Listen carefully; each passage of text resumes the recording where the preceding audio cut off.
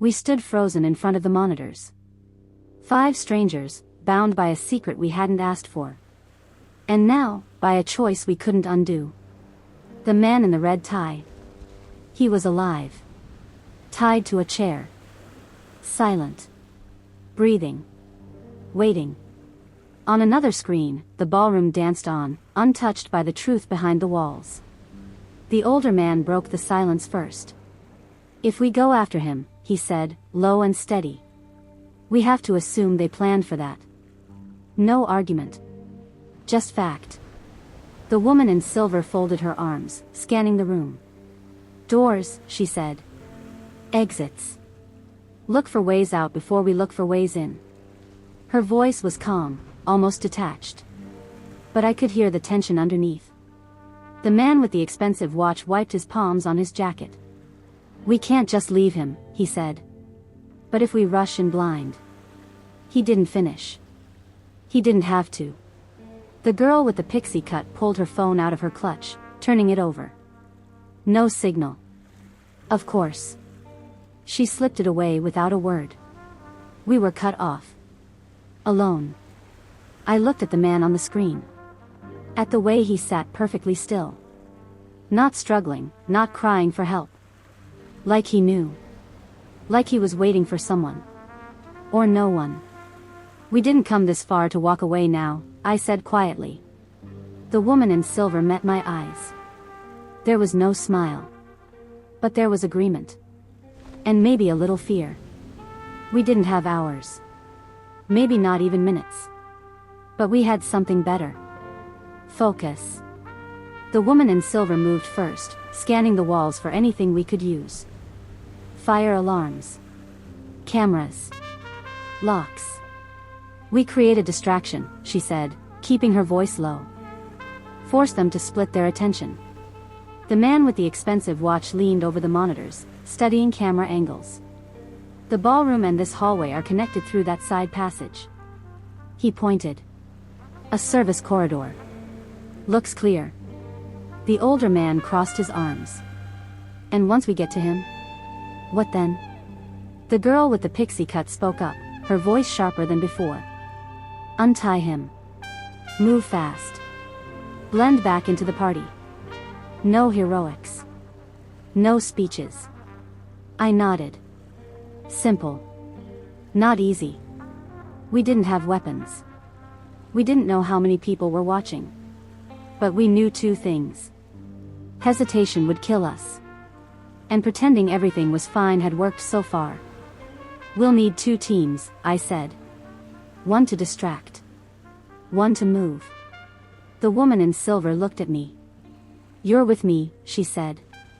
It wasn't a request. The older man and the pixie cut girl exchanged a glance. They would go for the man in the red tie. The guy with the expensive watch hesitated, then slid closer to the monitors. "I'll trigger the distraction," he said. "Give you a window. Maybe 60 seconds. It wasn't a good plan. It wasn't even a safe plan. But it was the best one we had. The woman in silver tucked a stray hair behind her ear, almost casually. "Once it starts," she said, "we don't stop moving." I glanced once more at the monitor, at the man still sitting there, waiting. Time to find out if we were pieces on their board. Or something else entirely. It started small. A sharp crack of glass. A spill. A startled shout near the main bar. From where we stood hidden in the service hallway, we saw it. A tray of champagne flutes shattering across the marble floor. A waitress slipping, gasping. Guests turning to stare. The guy with the expensive watch had done his part. Eyes shifted. Guards near the ballroom edge moved, just slightly. Heads turning toward the commotion. That was the window. 60 seconds. Maybe less. The older man and the pixie cut girl moved first, cutting through the narrow service corridor like a blade. No noise. No wasted steps. The woman in silver grabbed my wrist. A silent warning to hold. Then pulled me toward a second hallway looping closer to the stage. We moved like shadows. No one called out. No alarms. Yet. Around the corner, I caught a glimpse of the small room where they kept him. The man in the red tie. Still tied to the chair. Still waiting. The pixie cut girl slipped inside first. The older man followed. I gripped the edge of a service cart, ready to move if needed.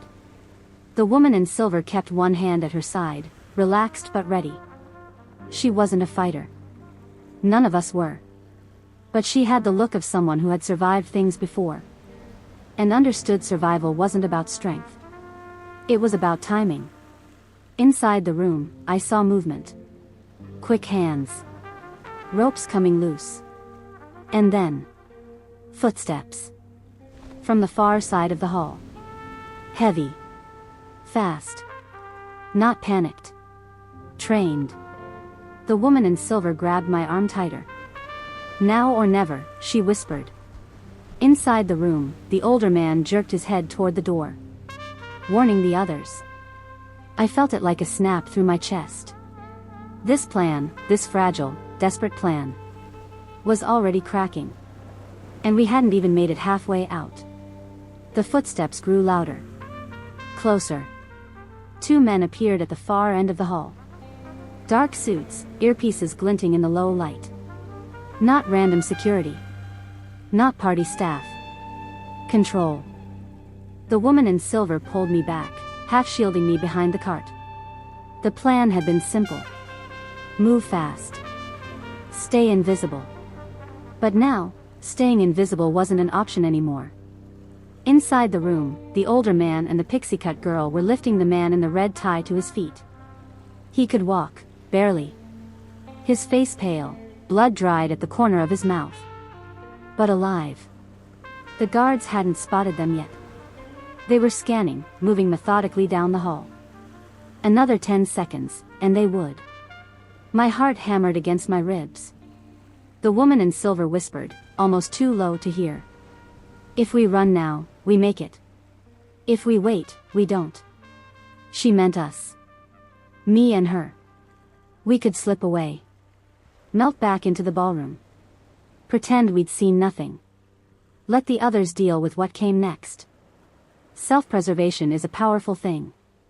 And for a split second, I wanted to take it. To survive. To walk away. But then, I caught the pixie cut girl's eye through the open door. Wide. Steady. No fear. Just expectation. Trust one hadn't earned. But was being given anyway. And something inside me locked into place. I nodded once. Cover them, I said, voice low and sharp. Now. The woman in silver didn't argue. She just moved. Quick, clean. She grabbed a tray from the cart, sent it crashing to the ground. Glass exploded everywhere. The guards jerked toward the noise. Their attention snapping like elastic. I darted into the room. The older man was already pushing the red tie man toward the side exit. A narrow maintenance stairwell just beyond the monitors. The pixie cut girl fell in beside me. Together, we moved. Fast. Silent. A single slip, a single wrong look, and it would be over. But somehow, we made it to the stairwell. The door swung closed behind us with a heavy thud. No alarms. No shouting. Just the sound of our own breathing. And the faint echo of music still playing upstairs. As if nothing had ever gone wrong. The maintenance stairwell was narrow, suffocating. Concrete walls. Bare bulbs flickering overhead. Each step echoed louder than the last, bouncing through the emptiness. Every sound felt too big. Too risky. We moved fast, supporting the man in the red tie between us. He was conscious, barely. One eye swollen shut. But he kept pace, gritting through it without a word. The woman in silver led the way, moving like she already knew the layout. The older man brought up the rear, watching our backs. 1 flight. 2. 3. At the bottom, a heavy steel door marked service exit. Freedom. Almost. The woman in silver tried the handle. Locked. Of course. She cursed under her breath, barely louder than a whisper. I scanned the frame. No keypad. No alarm panel. Just an old-fashioned key lock. A real one. Physical. Simple, if you had the key. We didn't. The older man stepped forward, checked it quickly. No way through without setting off a fire alarm, he said. And that'll bring the whole place down on us. Above us, the stairwell creaked. Footsteps. Heavy. Deliberate. They knew. They were coming. The girl with the pixie cut spun around, scanning the shadows. There's always another way, she muttered, more to herself than to us. The woman in silver pressed her palms flat against the steel door, thinking hard. If they planned for us to come this far, she said slowly, then they planned for us to be stuck here. And if they planned for it, I added. Maybe there's something they didn't plan for. We didn't need a master key. We needed a mistake. A weakness. An oversight.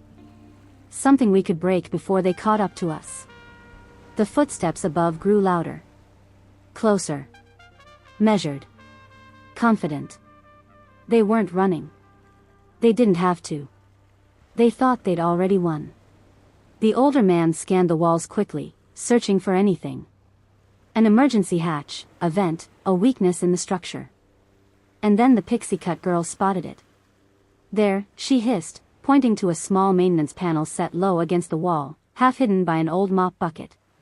Rusty. Overlooked. Probably forgotten by whoever planned this elegant little trap. The woman in silver knelt beside it immediately, wrenching it open with the edge of a broken champagne glass she'd pocketed earlier. Behind it. A narrow crawl space. No wider than a man's shoulders. Dark. Filthy. But open. The woman in silver turned to us. It's a service shaft, she said quickly. Leads to the underground loading bay. If we move fast. She didn't finish. The unspoken part hung between us. If we fit. If they didn't block it. If we weren't already too late.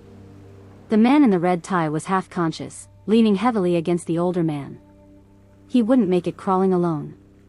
I'll go first, the pixie-cut girl said. Check if it's clear. Without waiting for approval, she slipped into the darkness. Gone. The older man shifted the red tie man's weight onto me and the woman in silver. Steady. Silent. Moving fast now. Above us, the stairwell door creaked. They were here. The woman in silver gritted her teeth. Move, she snapped under her breath. One by one, we disappeared into the shaft. Pulling ourselves forward through the narrow, suffocating space. Feeling the concrete scrape against our skin. Breathing air that smelled of dust and metal. No noise. No talking. Only survival. Only forward. The service shaft seemed endless. A grinding stretch of darkness, dust clogging our lungs, concrete scraping our palms raw. But finally, a faint whisper of fresh air. Cool. Sharp. Real. The pixie-cut girl reached the end first. Pushed aside a loose grate with a grunt of effort. And suddenly, night sky. Open air. Freedom. She rolled out onto rough asphalt. Glanced around. No one waiting. One by one, we followed. The woman in silver. The older man. Me, dragging the man in the red tie with every ounce of strength I had left. The loading bay was mostly empty. A few abandoned pallets. A dented delivery truck idling near the far fence, driver half asleep inside. We didn't stop. We didn't speak. We moved. The woman in silver flagged down the driver with a brisk, confident wave that brokered no questions. Flashing a folded bill into his hand. Pointing. Drive, she ordered. He didn't argue. We piled into the back. Slamming the doors closed behind us just as shouts echoed faintly from the building we left behind. Too late.